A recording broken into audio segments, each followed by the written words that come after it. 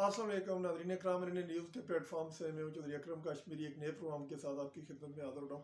ناظرین کرام، آج 8 تاریخ ہے اور آج سے میں روزانہ آپ کو جو اخبارات ہیں، صبح کے اخبارات واک کرنے کے بعد میں یہاں پہ لائبریری میں آؤں گا اور آپ کو صبح کے جو اخبارات ہوں گے اس کے اوپر اپڈیٹ بھی دوں گا اور اپنا تجزیہ بھی ساتھ ساتھ آپ کے میں پیش کروں گا۔ ناظرین کرام، آج کے جو اخبارات ہیں، جو جنگ ہے میرے سامنے، روزنامہ جنگ راولپنڈی ہے، اس کی جو مین ہیڈنگ ہے وہ یہ ہے کہ حکومت پی ٹی آئی مسالت کی حتمی کوشش ہو رہی ہے، اور اس میں اسحاق ڈار جو ہے اور وہ صدر مملکت جو ہیں وہ بیک گراؤنڈ کے اوپر کوششیں کر رہے ہیں۔ اور اس کے بعد شاہ محمود قریشی جو وائس چیئرمین پاکستان تحریک انصاف کے، اسد عمر اور اسی طرح فواد چودھری، انہوں نے بھی رات کو ایک پریس کانفرنس کیا کہ رمضان سے پہلے ہم الیکشن چاہتے ہیں اور اس سے ہم بالکل پیچھے ہٹنے والے نہیں ہیں۔ تو اس کے ساتھ ساتھ ناظرین کرام، آج کی جو دوسری بڑی مین ہیڈنگ ہے جنگ کی، وہ ہے کہ ارشد شریف جو قتل کیس ہے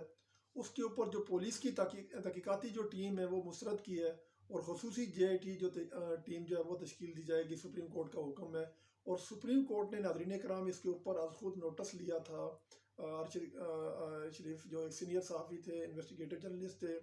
اے آر وائی سے منسلک تھے، اور وہ کینیا کے اندر ان کی ٹارگٹ کلنگ کی گئی تھی کینین پولیس کی طرف سے۔ تو اس کے اوپر سول سوسائٹیز اور تمام وقتہ فکر کے جو سٹیزن تھے انہوں نے بہت آواز اٹھائی تھی۔ تو اس کے بعد سپریم کورٹ نے گزشتہ روز اس کے اوپر جو ہے مطلب اس کے اوپر ایف آئی آر جو ہے وہ جو ملزمان تھے ان کے اوپر، جو 3 ملزمان تھے، تو ان کے اوپر ایف آئی آر درج کر کے فردر جو ہے اس کی تحقیقات کا جو ہے وہ ایف آئی او کو دے دیا ہے، اس کا سارا جو پلان ہے۔ تو اس میں جو کمیٹی ہے اس میں آئی ایس آئی بھی شامل ہوگی ناظرین کرام، اس میں آئی بی بھی ہوگی اور ایف آئی اے کے نمائندے بھی شامل ہوں گے۔ تو یہ اپنے طور پر تحقیقات کریں گے اور جو شاہد ہوں گے وہ وقتاً فوقتاً جو ہے وہ عدالت میں پیش کریں گے۔ اس کے بعد ناظرین کرام، جو army chief general Asim Munir جو ہیں انہوں نے بڑے کامیاب دورے کیے ہیں ناظرین کرام۔ کشمیر بارڈر کا انہوں نے دورہ کیا ہے، وہاں سے انڈیا کو ان کی زبان میں جواب دیا، اور اس کے بعد انہوں نے افغان بارڈر کا دورہ کیا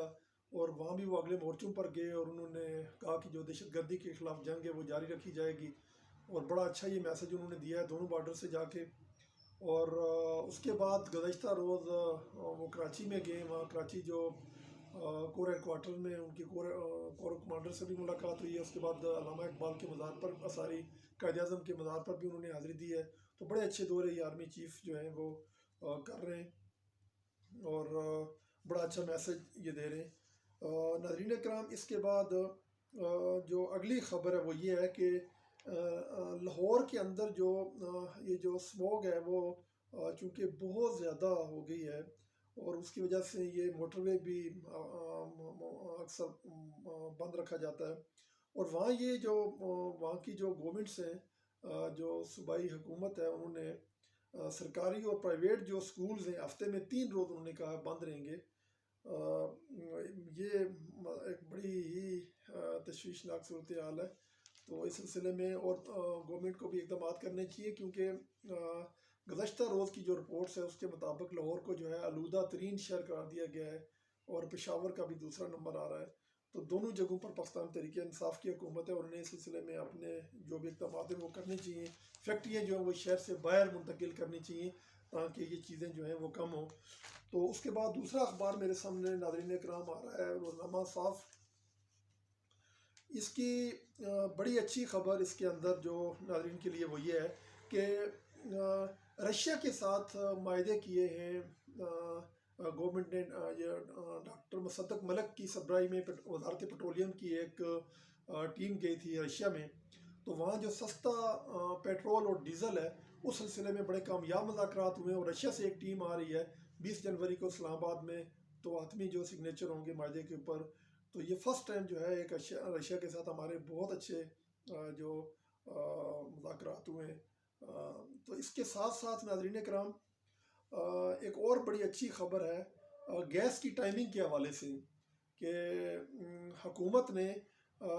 صبح کے ٹائم، اور یہ سوئی ناظرین کی طرف سے یہ آج کی خبر ہے کہ صبح 7 سے 9 بجے تک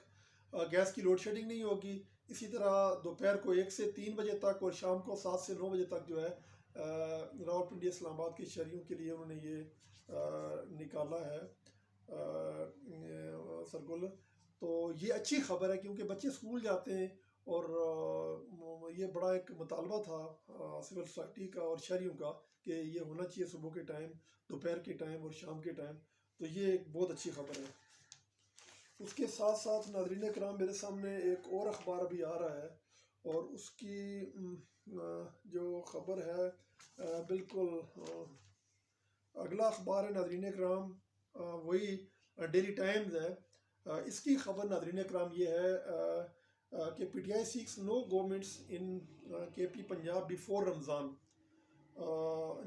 پی T I seeks new governments in K P Punjab before Ramzan, no stepping back. تو یہاں بھی وہی بات ہو رہی ہے کہ جی ہم نے پیچھے نہیں ہٹنا، جو ہم بات چیت جاری رکھے ہوئے ہیں، پس پردہ جو بات ہو رہی ہے گورنمنٹ کے ساتھ، پی ٹی آئی کے جو کرتا دھرتا ہے ان کی، وہ یہی کہہ رہے ہیں کہ ہم نے پیچھے نہیں ہٹنا کسی صورت میں. اس کے ساتھ ساتھ ایک اور خبر ہے ناظرین کرام روزنامہ اوصاف کی،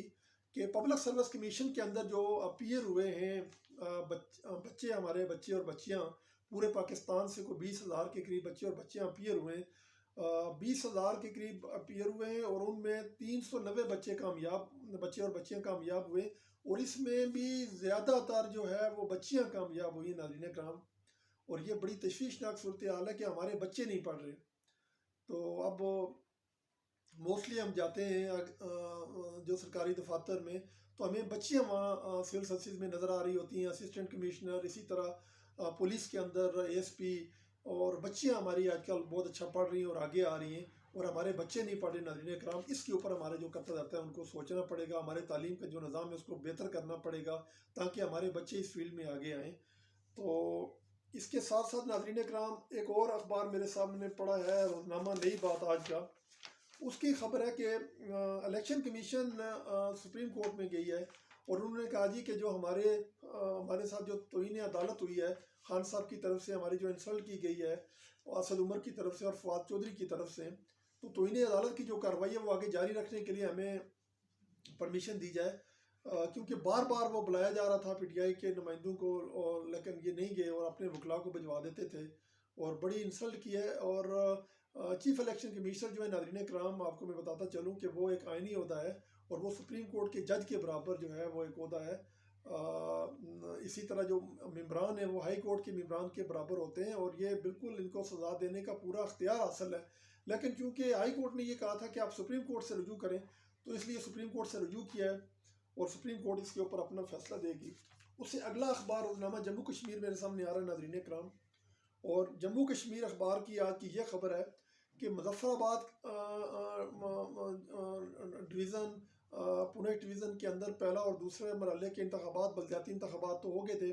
اور آج 8 تاریخ ہے، اور آج میرپور ڈویژن کے اندر جو تیسرے مرحلے کے جو بلدیاتی انتخابات ہیں وہ ہونے جا رہے ہیں. اور ناظرین کرام میرپور ڈویژن کے اندر 3 اضلاع ہیں، میرپور ہے، اس کے اندر بمبر ہے، اس کے اندر کوٹلی ہے، اور اس کے ناظرین کرام جو احساس پولنگ اسٹیشن ہے 80 کے قریب جو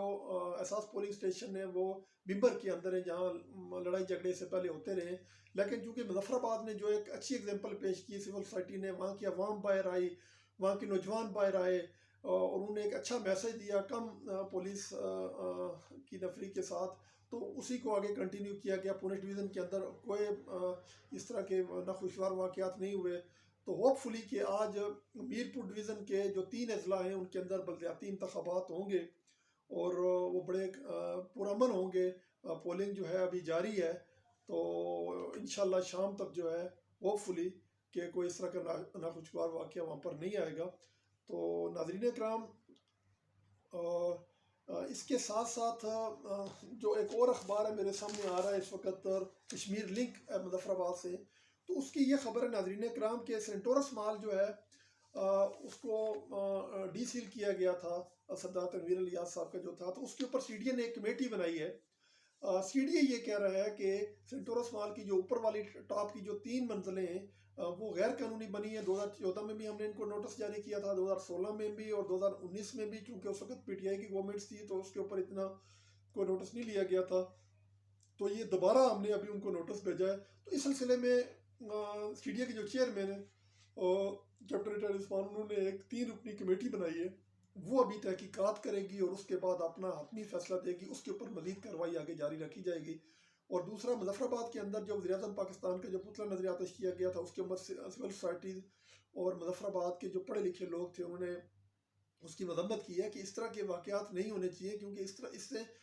بھارت جو ہے وہ پروپیگنڈا کرتا ہے اور ایک غلط میسج دنیا میں جو پاکستان کے زیر انتظام جو کشمیر ہے اس کے لوگوں کا جاتا ہے، حالانکہ ایسی کوئی بات نہیں ہے۔ اس سے پہلے جو ہمارے آزاد کشمیر کے جو وزرائے اعظم تھے یا جو صدور تھے، جیسے سردار عبدالقیوم خان تھے یہاں پر، اسی طرح سردار ابراہیم خان تھے، ممتاز حسین راٹھور تھے، فاروق حیدر صاحب تھے، انہوں نے بڑے اچھے انداز سے کشمیر کے معاملات کو پاکستان کی گورنمنٹ کے ساتھ ڈسکس کر کے، اور بلکہ نواز شریف کے دور میں، اس سے پہلے تو 1 کھرب کے جو بجٹ ہوتے تھے، لیکن نواز شریف دور میں فرسٹ ٹائم یہ ہوا کہ 1 کھرب اور 25 کروڑ تک جو ہے آزاد کشمیر کا بجٹ آگے لے کے جایا گیا۔ اور آزاد کشمیر نواز شریف صاحب کے دور میں کافی پروجیکٹ بھی جو ہے نا آزاد کشمیر کے اندر شروع ہوئے۔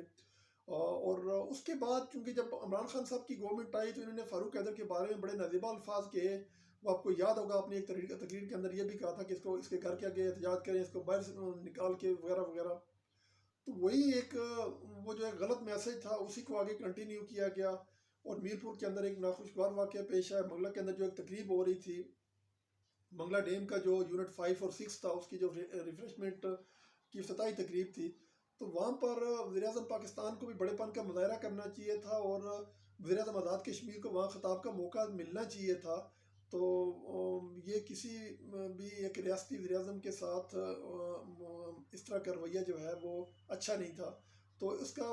پھر ایک غلط میسج گیا، پھر خان صاحب کی طرف سے ٹویٹس آئیں، پھر فاروق حیدر صاحب نے بھی اسٹینڈ لے لیا، وہ بھی اپنے پرائم منسٹر آزاد کشمیر کے ساتھ تنویر الیاس صاحب کے ساتھ کھڑے ہو گئے، اور ان کو کھڑا ہونا بھی چاہیے تھا، کیونکہ ایسے موقع کے اوپر سینٹورس مال کو بند کرنا اور اس طرح کے اقدامات کرنا، اس سے ایک بڑا غلط میسج گیا۔ تو الٹیمیٹلی گورنمنٹ کو بیک فٹ پر جانا پڑا اور یہ سینٹورس مال کو ڈی سیل کیا گیا۔ تو اس طرح کی چیزیں جو ہوتی ہیں، یہ جو بڑے لوگ ہوتے ہیں، جو ریاستی جو حکمران ہوتے ہیں، ناظرین کرام، وہ امامت کبریٰ کے ایک فرض کے اوپر اپنا فرائض سر انجام دے رہے ہوتے ہیں۔ بڑی امامت ہوتی ہے، امامت کبریٰ بڑی امامت ہوتی ہے جو صدر وزیر اعظم کے پاس ہوتی ہے، اور امامت صغریٰ جو ہوتی ہے وہ چھوٹی امامت ہوتی ہے جو امام مسجد کے پاس ہوتی ہے، کیونکہ پورے ملک کے وہ سربراہ ہوتے ہیں اور انہوں نے بڑی دور اندیشی سے معاملات کو آگے لے کے چلنا ہوتا ہے۔ میری گزارش ہوگی کہ فیوچر میں اس طرح کے معاملات جو ہیں ان سے اجتناب کیا جائے۔ تو اس کے ساتھ ساتھ اگلا اخبار ہے میرے سامنے ناظرین کرام، اگلا اخبار ہے روزنامہ قیامت۔ تو اس کی خبر ہے ناظرین کرام کہ آج ملتان کے اندر جو تیسرا ٹیسٹ ہے وہ دوسرا ٹیسٹ میچ کھیلا جا رہا ہے، اور پہلا ٹیسٹ میچ جو ہے وہ انگلینڈ جو ہے 1-0 سے جیت گیا تھا یہاں راولپنڈی کے اندر، اور دوسرا ٹیسٹ ابھی ملتان کے اندر شروع ہے۔ ہوپ فلی کہ پاکستان آج کم بیک کرے گا اس ٹیسٹ میچ کے اندر۔ اور اس کے ساتھ ساتھ ناظرین کرام، فٹ بال کے لیے فٹ بال ورلڈ کپ کی جو اچھی خبریں وہ یہ ہیں کہ موراکو کی ٹیم آگے چلی گئی ہے، اسی طرح برازیل کی ٹیم آگے نکل گئی ہے۔ تو اس کے ساتھ ساتھ ناظرین کرام، جو بلائنڈ کرکٹ ٹیم ہے ہماری، جو انڈیا جا رہی تھی کرکٹ کھیلنے کے لیے، اس کو انڈین ہائی کمیشن نے ریفیوزل کیا، ان کو ویزا نہیں ملا۔ تو پاکستان کرکٹ بورڈ جو ہے وہ ان معاملات کو ہینڈل کر رہا ہے۔ ہوپ فلی کہ انڈیا جو ہے وہ ویزا دے گا۔ معاہدے ہوتے ہیں، جب انڈین بلائنڈ کرکٹ ٹیم آتی ہے تو پاکستان بڑے پن کا مظاہرہ کرتا ہے اور ان کو ویزا دیتا ہے، تو بھارت کو بھی بڑے پن کا مظاہرہ کرنا چاہیے۔ یہ جو کھیل کے میدان جو ہے آباد کرنے سے آپ صحت مند رہتے ہیں، تو جو ستوانا رہتے ہیں، تو ان کے اوپر اس طرح کا چھوٹے پن کا مظاہرہ کرنا، اس سے ایک غلط میسج دنیا میں جاتا ہے۔ تو ہوپ فلی کہ ہماری بلائنڈ کرکٹ ٹیم جو ہے وہ انڈیا میں جائے گی، وہاں بھی کامیابی کی جو ہے وہ جھنڈے گاڑے گی۔ تو اسی کے ساتھ ناظرین کرام میں آج کے پروگرام ختم کرتا ہوں۔ اپنا خیال رکھیے گا، اپنے بیوی بچوں کا خیال رکھیے گا، اپنے ارد گرد کے لوگوں کا خیال رکھیے گا۔ آپ سب کا بہت بہت شکریہ۔